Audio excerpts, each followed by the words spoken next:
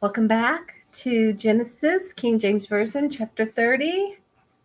And here's a little summary. Jacob marries Bilhah, and she bears Dan and Naphtali. He marries Zilpah, um, and she bears Gad and Asher. Leah bears um, Issachar and Zebulun and a daughter. Then Rachel conceives and bears Joseph, and Jacob works for Laban for wages of cattle and sheep. It's kind of an interesting thing here because we already know um, Jacob's mom wanted him to leave and go get a wife to also protect him from Esau. Now she was like, just go hang out, and he'll calm down. Well, he really had a lot of time to calm down now, 14 years. So, you know, so here we go.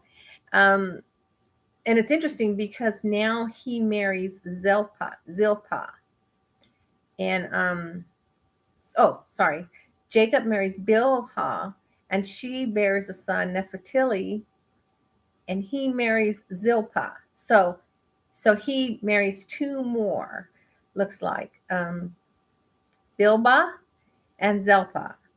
And okay, so it's interesting because one thing I didn't cover in the other one was that there's a a, a wedding fee, kind of. You pay for your wife. You give, like, if you remember, um, Abraham um, sent Isaac's parents, and his mom put on the big bracelet and everything. So there's a bridal fee. So in a sense, um, Jacob working 7 years, actually he worked 14 years to get married to Rachel, and she probably wouldn't say that because that might insult her sister, but was but her bride's fee was 7 years, and Lay was too, really.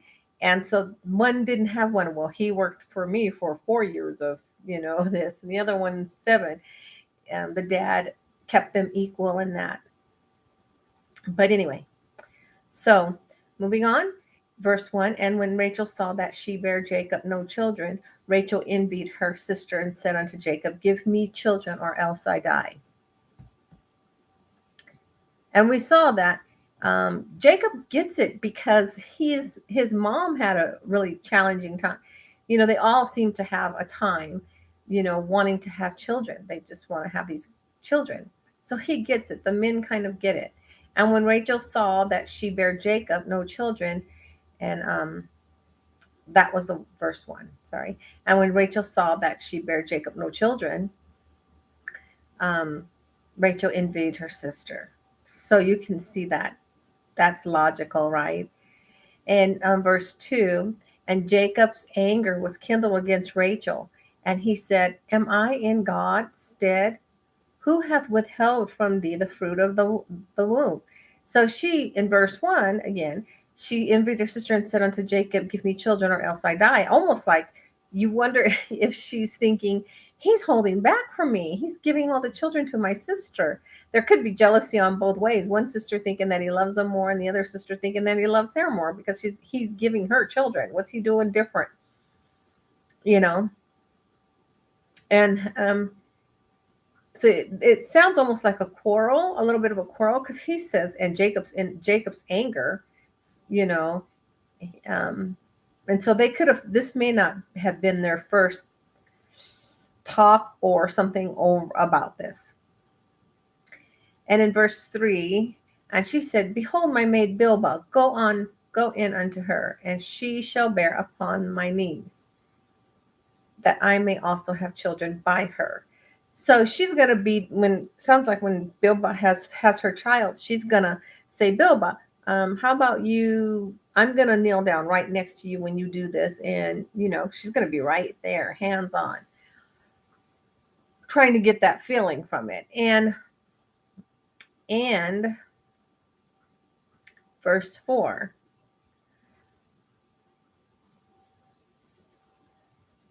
And she gave him Bilhah, her handmaid, to wife. So he's marrying these women. This is truly polygamy because he's marrying these children. And it's the wives giving them another wife. It's not him going out and finding another wife. And it was her dad that did it. So it looks like it's legal, but it's not like they're just going, I'll have you and I'll have you and I'll have you. It's more like you see the situations that it's created under. And she gave Bilhah her handmaid. So this is Rachel. And Rachel gave him Bilhah her handmaid to wife. Excuse me. And Jacob went in unto her. And this guy, does he even have feelings for these other women, or he's just like, okay, I'm going in unto her, I'm going. And Bilhah conceived and bare Jacob a son. 6. And Rachel said, God hath judged me, and hath also heard my voice, and hath given me a son. Therefore called she his name Dan. It's interesting that she's doing this, and she probably knows about what happened between Sarah and Hagar, that the child still favors their adoptive mom, which is kind of here, right? She says, oh, I have a child. But this is more like an adoptive mom or stepmom or something. He has a biological mom, and that's pretty much who they favor. And she's looking for a child that's going to favor her first. And through history, they can see how problematic that has been. So, but she's just so desperate right now that she wants to say, okay, so he's doing polygamy. So you have Rachel in one place, and you have Leah living here with her kids, and Rachel living here with her kids. And now it's, I don't know if they ended up giving, I guess Bilhah, she's in Rachel's tent serving, but she also has to suckle the child. She has to do it all. So did Rachel end up serving her through this because she can't suckle the child? So it's almost like you would think that the roles have reversed a little, because now Rachel's got to serve her, because she's the one that's mothering the child and holding the child when she suckles it. And maybe Rachel's laying next to it too, trying to get in there.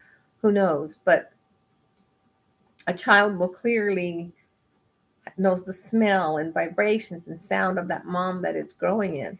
So it's interesting dynamics here, and what Rachel must have gone through for that, and it's interesting. It's very interesting. I'm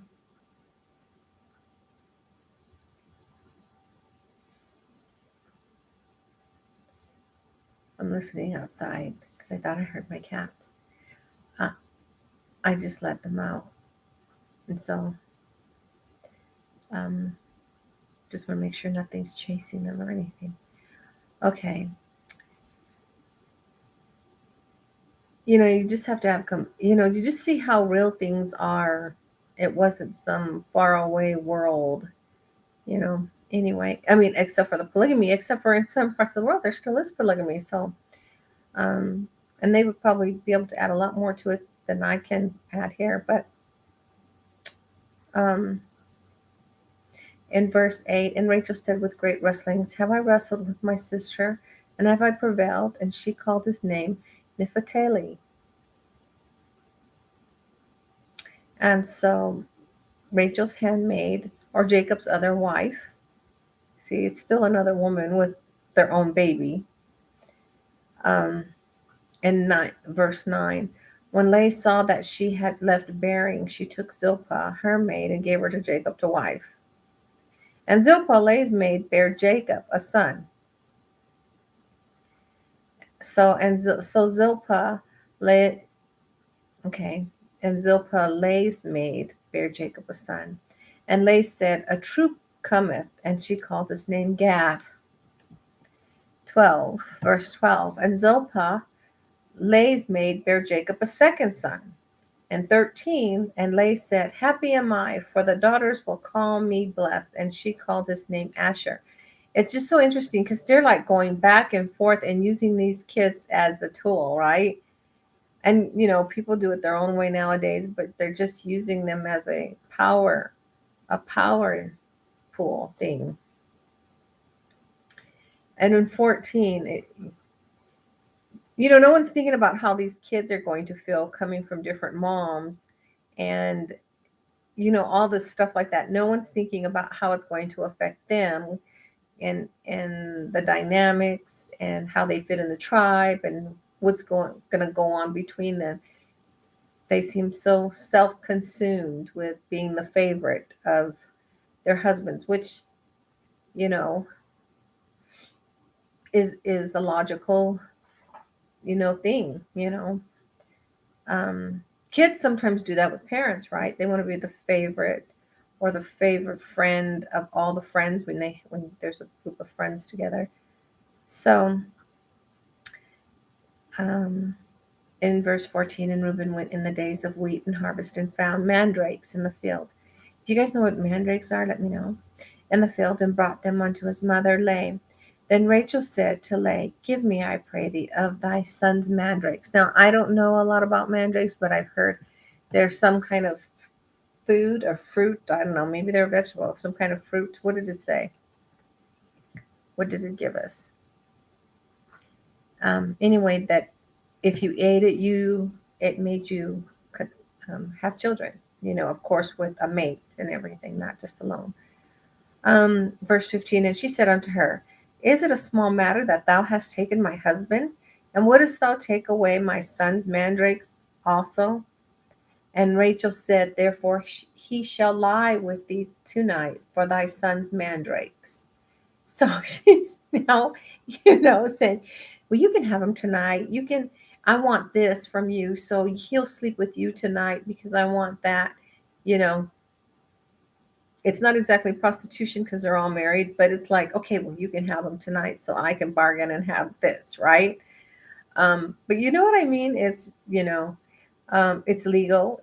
It's everything okay because they are married and everything like that. So it's not, prostitution. But if some man did that to his wife and they weren't married, and he's just like, well, yeah, you can have my wife for that house over there, you know, but the difference is they're married. So that's something you have to keep in there. They're married. And also the wife gave it to him. It wasn't like he's just, it wasn't, it's interesting that they can do that though, right? They own this person. Yeah, you're going to sleep with him. Yeah, go sleep with them. They're probably virgins. They're slaves and they're not sleeping around or anything like that. And they're just like, hey, go sleep with my husband, go marry him and sleep with them. So there's an arranged marriage right there, right? you know, and a forced arranged marriage. I don't know if they could say no. Okay, well then you can't be my handmaid. Maybe they could have said, well, how about choose her instead? They could have said that, but they probably want children. They probably want marriage because that was really the highest thing that they wanted. And he's not too um, they're not marrying a poor guy. They're not marrying a bad guy. They're not marrying an abusive, controlling guy. So it's probably not such a bad deal. It's probably pretty good. Um, I mean, they went from not having a husband at all. Of course, they share him, but now they have one. And some people have husbands that are never home or no good, and at least they have one. So they're probably thinking, some husbands cheat anyway. And he's not cheating. He's married and he's a good guy and he treats me good. I may not be his favorite, but it's either him or nothing anyway, right? Win-win, probably. And Jacob came out of the field in the evening, and Leah went out to meet him and said, thou must come in unto me, for surely I have hired thee with my son's mandrakes. And he lay with her that night. See, she says that I have hired thee. I've paid for you to come lay with me. So it didn't seem like she really needed that because she's having all these kids. So obviously he's going to her, and going to their handmaids and stuff. So, she wants more time with him. He's probably pretty busy between managing everyone and going in there, and maybe they want some private time with them too. So everything becomes just that one time, maybe not so much time walking in the fields together, more time together because he has so much to get around to. Um, and God hearkened unto Leah, and she conceived and bare Jacob the fifth son. And number 18, verse 15, and Leah said, God hath given me hire, because I have given my maiden to my husband. And she called his name Issachar, Issachar, I don't know. Verse 19, and Leah conceived again and bare Jacob, the sixth son. And 20, and Leah said, God hath endured me with a good dowry.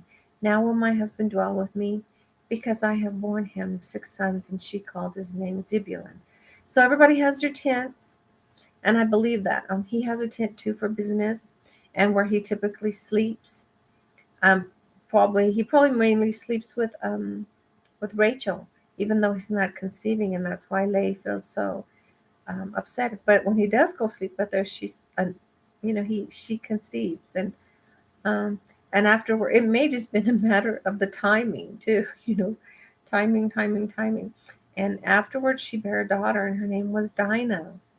So Dinah comes from Leah, and Leah isn't mentioned much in the 12 tribes, but she would be 13, wouldn't she? She'd be 13 tribes, and afterwards she bare a daughter and called her name Dinah. And in 22, and God remembered Rachel, and God hearkened to her and opened her womb. And she conceived and bare a son, and God hath taken away my reproach, and said, excuse me, and bare a son, and said, God hath taken away my reproach. And she called his name Joseph, and said, the Lord shall add to me another son. And it came to pass, when Rachel had borne Joseph, that Jacob said unto Laban, send me away, that I might go unto my own place, and to my country. Give me my wives and my children, for whom I have served thee, and let me go, for thou knowest my service which I have done thee. And Laban said unto him, I pray, if I have found favor in thine eyes, tarry, for I have learned by experience, that the Lord hath blessed me for thy sake. So he's saying, stay with me. The Lord is blessing me because you're here. Right? And that's because of how Jacob is. Instead of trying to become whatever Jacob is doing to deserve these blessings, he wants him to stay there so that he can keep getting the blessings off of him. That's kind of interesting. And the other interesting thing is Esau is probably going, when is he coming back? you know do you think after all these years he's thinking that? But at the same time, you think he would just say, nah, I'm getting back to my family, to my mom. They're getting older. But Laban here has had his children and grandchildren all this time. He's got all of them, and the other grandparents over there are going without, and so and relatives. So he can stop just pausing and saying, well, no, I think I'll tarry. Okay, he wants me longer, I'll stay longer, instead of sticking with his plan. No, I think I'll go. And Laban said unto him, I pray thee, if I pray thee, if I have found favor in thine eyes, tarry. Well, so what if you found favor in my eyes? I have family somewhere else. They're already favor in my eyes, and you kind of do a lot of conning and all that kind of stuff. And he said, appoint me thy wages, and I will give it. And he said unto him, thou knowest how I have served thee, and how thy cattle was with me. For it was little which thou hast before I came, and it is now increased unto a multitude, and the Lord hath blessed thee since my coming. And now when shall I provide for my own house also? And he said, what shall I give thee? And Jacob said, thou shalt not give me anything, if thou wilt do this thing for me. I will again feed and keep thy flock. I will pass through all thy flock today, removing from thence all the speckled and spotted cattle, and all the brown cattle among the sheep, and the spotted and speckled among the goats, and of such shall be my hire. So shall my righteousness. As if just because something has a speckle, it's not as beautiful. And we can see, like in a lot of Jewish culture, they're waiting for this red heifer, and it has to be perfectly red, nothing else on it but red. But that has nothing to do with being perfect. If you taste meat from a spotted calf and from one not, you think it's gonna make a difference because it has one spot on it? Or chicken or a dog is gonna obey you more because it has less spots on it, I mean, come on. It's interesting because if you're gonna sell your cattle or sell the meat, there people aren't going, well, let's see what the skin looks like. What kind of hair did it have? So cattle, I mean, he gets it. He's gonna still get the same amount of meat, whether it had a spot or a stripe or not. So shall my righteousness answer for me in time to come. In verse 38, when it shall come from my hire before thy face, everyone that is not speckled and spotted among the goats and brown among the sheep, that shall be counted stolen with me. And Laban said, behold, I would it might be according to thy word. I would it might be according to thy word. In 35, and he removed that day the he goats that were ring-straked and spotted, and all the she goats that were speckled and spotted, and every one that had some white in it, and all the brown and among the sheep, and gave them into the hands of his sons. And he set 3 days' journey betwixt himself and Jacob fed the rest of Laban's flocks. And Jacob took him rods of green poplar and of the hazel and chestnut tree, and piled white strakes in them, and made the white appear which was in the rods. And he set the rods which he had piled before the flocks in the gutters and the watering troughs when the flocks came to drink, that they should conceive when they came to drink. So this could be the same as something like the mandrakes, kind of a mandrake thing. Give me the mandrake so I can conceive. Well, he's probably putting something in there that promotes animals to have babies, right? It promotes those organs to make them more functional and more hardy. And that's probably what's happening. And the flocks conceived before the rods and brought forth cattle, ringed, straight, speckled, and spotted. And Jacob did separate the lambs and set the faces of the flocks towards, and they could be pregnant. So he just said, set them over there. So he could have, the ones that, that's another thought, the ones that were striped and everything that he had that were pregnant, he very well could have done this to put them into labor. Maybe this would have put them into labor. And because we know there's drinks that you can do to help put you into labor. And so that he would start his flocks off again. And Jacob did separate the lambs and set the faces of the flocks towards the ring straight, and all the brown in the flock of Laban. And he put his own flocks by themselves and put them not unto Laban's cattle. And it came to pass, whensoever the stronger cattle did conceive, that Jacob laid the rods before the eyes of the cattle in the gutters, that they might conceive among the rods. But when the cattle were feeble, he put them not in, so that the feebler were Laban's and the stronger Jacob's. And the man increased exceedingly and had much cattle and maidservants and menservants and camels and asses. So that very well could be that whatever he's giving them helps them to be fertile and strong organs, because we know there's teas and stuff like that. And also, if you give it to them at a certain time, it will promote them to go into labor. So that could be what we see happening here. And we also know it doesn't matter if you have two spotted cows that mate. They have in their lineage cows that don't have the spots and don't have the streaks. And so those show up too. So you're bound to have some without it and some with it. And so anyway, that is Genesis 30. If you have any more thoughts about it, and I think I had one more thought I wanted to bring up, but it's okay. I'm going to find out who was trying to call me. And let's see, it's fairly early.